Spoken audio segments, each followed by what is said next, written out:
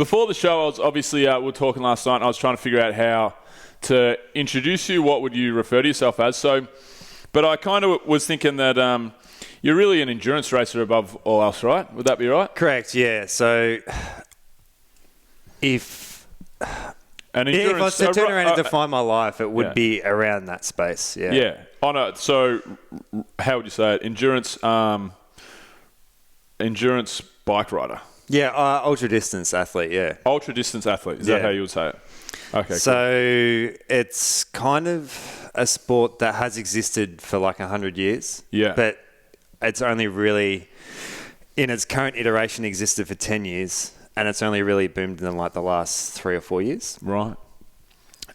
So in Australia, like before the modern car was a thing, there were guys on very rudimentary bikes that had no gears and solid tyres and stuff, and would ride and race each other from like town to town, and often these towns would be like 200 kilometres apart. We've got a really rich, in Australia in particular, we've got a really rich history of endurance cycling. We've had a lot of record attempts. There's a statue in Castlemaine of Sir Hubert Opperman from riding across Australia within a certain time. It all come about with me in 2017. So I was really good friends with the organiser of the Indian Pacific Wheel Race, which was so it's a single stage. So like if you look at the Tour de France, it's broken down into days and stages and stuff. Yeah. The Indian Pacific Wheel Race is one stage. Indian Pacific what? Oh, the Indian Pacific Wheel Race. So it starts at Pacific. I can't. Oh, sorry. Wheel race. Wheel race. Yeah. Oh, yeah. Sorry. The way you pronounced it, it sounded like you were saying wool race or wool race, and I was like, oh yeah. It's so it starts at the Indian Ocean on Western Australia and finishes at the Pacific Ocean, and it goes so it's Perth across the Nullarbor Plain to Adelaide, the Great Ocean Road to Victoria, through the mountains to Canberra, and then to Sydney. Oh. So yeah, I can't even remember how long it was now. I think it's 4,500 kilometres, or maybe slightly longer, 4,700. Yep. But it's it was kind of for Australia, because there'd been events. Well, there's been events going on in Australia for in the world for the past 10 years. It was kind of like a really new thing to bring over, and it was like something that Australia had never really seen before. And I was really, really fortunate to be part of that, and it was gaining this crazy momentum. So this is how you started, you said, though, right? It's all started for me. So it started for you with this race? I was mates with the guy that organised it. Right. So he had this... mate, we need to fill a few spots. What are you doing Saturday, Sunday, Monday, Tuesday, Wednesday and Thursday? Yeah. Well, we had... So Jesse Carlson, who is currently in Uluru. So he just rode from Townsville to Uluru.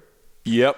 Which is a pretty far distance. Yeah, for sure. A few thousand kilometres over pretty remote. Hectic part of the world to ride a bike for that long too. Yeah. Straight to the gut. Yeah, well, he's a world class at this sport and had been in America and I think won the Trans Am, which is kind of similar. It's from Portland to Virginia, so it's across America, but that's nearly 7,000 kilometres, so that's actually even longer again, and it's quite hilly.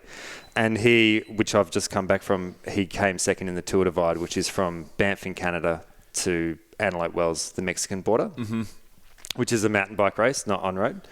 So, yeah, he had this vision of bringing this race, and it was gaining this insane momentum. So I think it was 80 starters, and then as it just kept getting this popularity and getting in the news, and as it was going through Adelaide, like the Premier of Adelaide had come out into onto a part of the course, which is like you kind of map it out via GPS, and like to greet the riders and stuff, which almost was a nod back to 100 years ago when these people setting these record attempts, like all the townsfolk would come out to see this rider coming through. Yeah.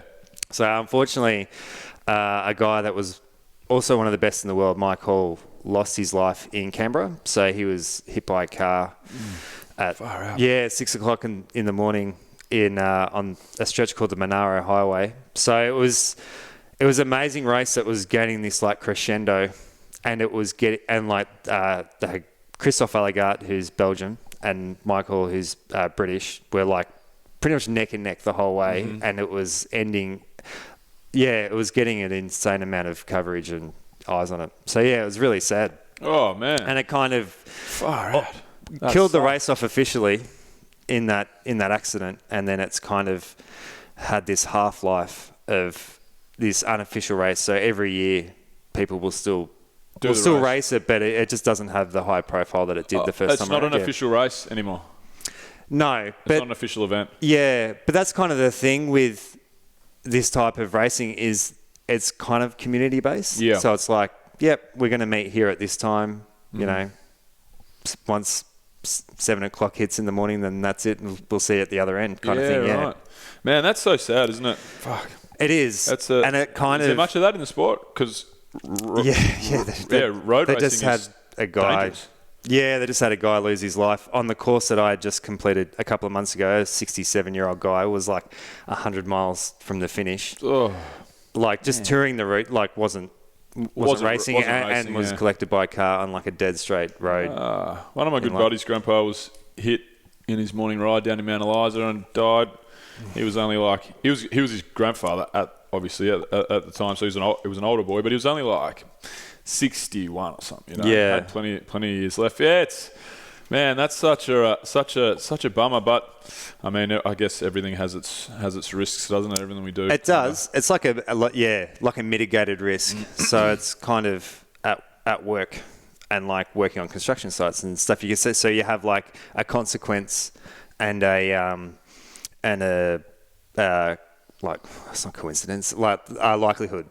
So it's kind of you really got to. You go, how can I lower the likelihood and how can I lower the consequence and how can I, kind of like work out on this mathematical equation the least likely consequence and risk. Yeah. You have to be really smart about it. Yeah. I have a buddy who's a professional skydiver, and he's talked to me about similar things, and it's actually so sad in their sport, man.